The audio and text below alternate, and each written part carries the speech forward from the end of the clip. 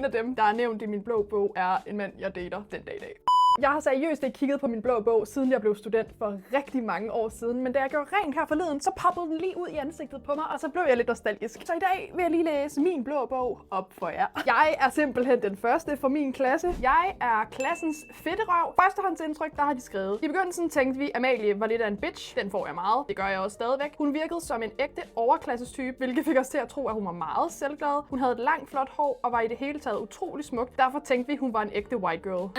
Hvis jeg fik en 5'er, hver gang nogen fortalte mig, at de synes jeg virkede arrogant eller som en bitch, første gang de mødte mig, så ville jeg være millionær. Under kendetegn har de skrevet, Amalie er en 12-talspige. Ingen tvivl om, at hun har hovedet skruet ordentligt på, men eftersom hun også har nogle vilde fedte evner, er det nok ikke udelukkende hovedet, Amalie får sine gode karakterer fra. Når det kommer til Amalies udseende, er vi kommet frem til konklusionen. Hun må have været enhjørning i et tidligere liv, og det kan ses tydeligt på hendes bule i panden. Well, that's gone now. Derudover formår hun ved sæsonskift at få forkølelsessår på læben. Uheldigt, for så må drengekysseriet sættes på pause. Det kan jeg afsløre, at det lider jeg også stadigvæk af den dag i dag, og det er stadigvæk nederen. Hvis vi kigger på hendes tøjstil, er der ikke nogen middelløsning. Enten kommer Amalie pænt klædt i skole, eller også ligner hun trash. You know what? That's so valid, og det gør jeg også stadig den dag i dag. Amalies talegaver gør også, at hun er en utrolig udadvendt og imødekommende pige, som altid er på, uanset hvad. Og det er faktisk lidt sjovt, for som teenager var jeg meget mere udadvendt, og jeg var generelt meget ekstrovert og fik vildt meget energi af at være sammen med mennesker. Det har altså ændret sig i takt med, at jeg er blevet ældre. Der er ingen tvivl om, at hun er en katteelsker, for vi modtager dagligt 5 kattevideoer. På trods af hendes taleevner, har Amalie det med at stoppe med den sætning, hun er i gang med. Det kan jeg ikke huske, men det kunne meget vel lyde som noget, jeg har gjort. Hvis vi går videre til citater, så krummer jeg tær over, at jeg har sagt nogle af de her ting. Men altså, give me a break. I was a child. Marie, du har rigtig flotte krøller. Gør du noget specielt ved dit hår? Marie, det var en af vores undervisere. Må jeg være her? Bruh. Kniv, som man siger.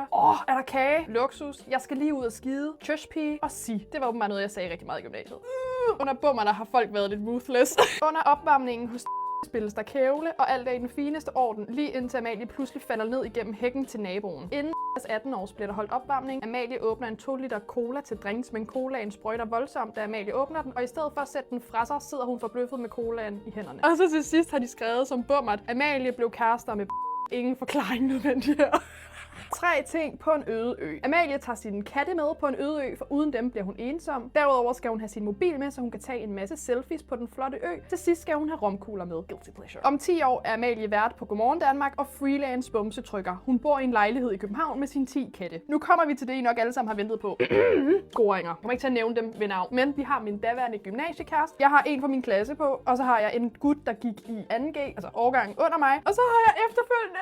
det her det er så cringe. Jeg har noteret med kuglepen, da vi fik udleveret vores blå bog, nogle scoringer, som jeg ikke ville have skulle stå på min blå bog. Og det havde jeg sagt til dem på min klasse. I skruer ikke dem her på, fordi det var nogen, der kendte min ekskæreste. Så jeg var sådan, jeg vil ikke skabe alt muligt drama. Vi lader være med at notere det. Og iblandt de scoringer, der er fyren, som jeg dater nu. Men vi datede dengang i gymnasiet, og jeg blev inviteret på middag, men det blev aldrig rigtigt til noget. Isn't life funny?